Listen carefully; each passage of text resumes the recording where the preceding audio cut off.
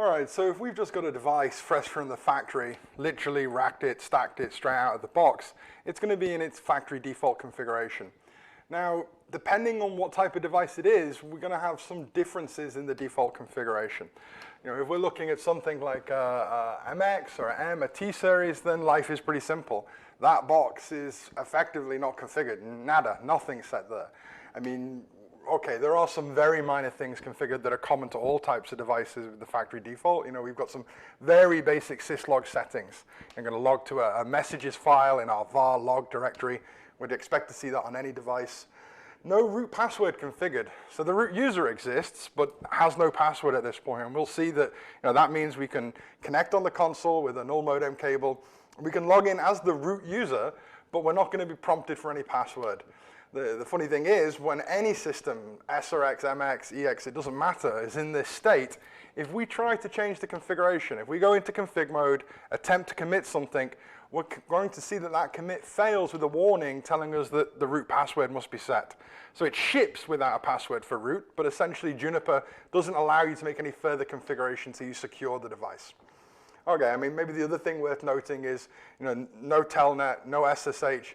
That might not seem so important because, maybe there's no IP address configured. That would certainly be the case of an MX or M or T series. You can't SSH or telnet in, if there's no IP. But even if you did configure an IP on an interface, then telnet, SSH, FTP, whichever service you can dream of to access the device is not going to be enabled.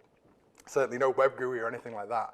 So we need to enable telnet, set a root password, configure an IP address, and then maybe we can expect remote access to this device. Okay, but if we look at something like maybe a switch, an EX or a QFX switch, we see a slightly different story. If we, unwrap one of these QFXs or EXs, drop it on a desk somewhere, then we could expect, literally to plug in cables from laptops and start them communicating with each other. As long as we configured a static IP address in the same subnet for each one of the devices connected to the switch, they'd all be able to talk. That's because the switch is coming with all of its ports in a default untagged VLAN, some very minor configuration. Juniper want to help you out, protect you from the potential for layer 2 loops, so our old school rapid spanning tree is enabled in case we're accidentally forming a loop in a broadcast domain when we plug this in somewhere.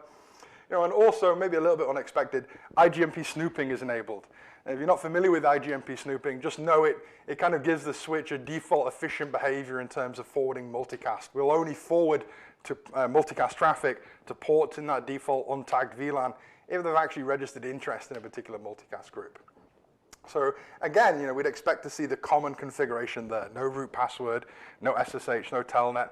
But at least we get some useful functionality out of an EX or a QFX straight out of the box. I mean, it's interesting, but in reality, you're going to blow this config away and replace it with something useful for yourself in production. Finally, maybe we just want to have a quick look at an example of a firewall, an SRX. I should be careful to note here, the example we're about to go through is generic to our branch office SRXs, so some small 300 or old 200 series device.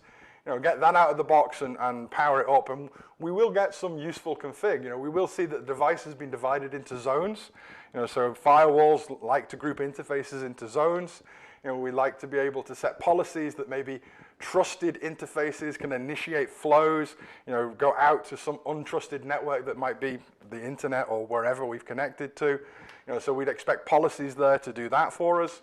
We're going to have an untagged VLAN for all of these south-facing interfaces here, basically every other Ethernet interface on the box. And one of our interfaces, Gigi000 actually, is going to belong to the untrust zone. We've also got some DHCP going on. That interface in the untrust zone is going to be configured as a DHCP client. So if we've just powered this SRX up, plugged it somewhere, we're going to be able to actually get a response from a DHCP server. We'd see this interface pick up its IP.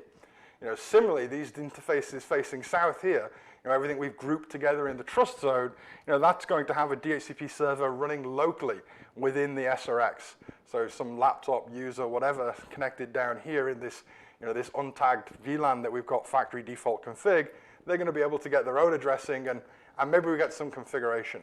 Again, this is interesting, but it's a firewall, so you're probably interested in locking it down to make it secure, particularly to your network. So yeah, all this is handy. Maybe this is a good way to get the device initially into service for your operational folks to manage it. But pretty quickly, you're going to blow this away and replace it with something more secure, more fitting to your needs.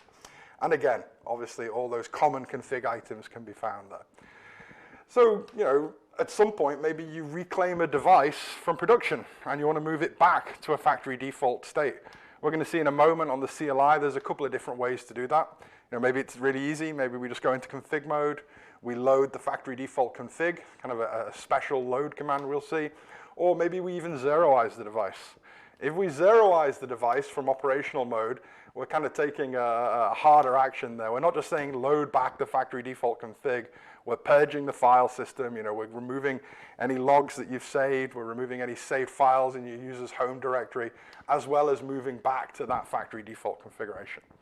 Let's take a look at that.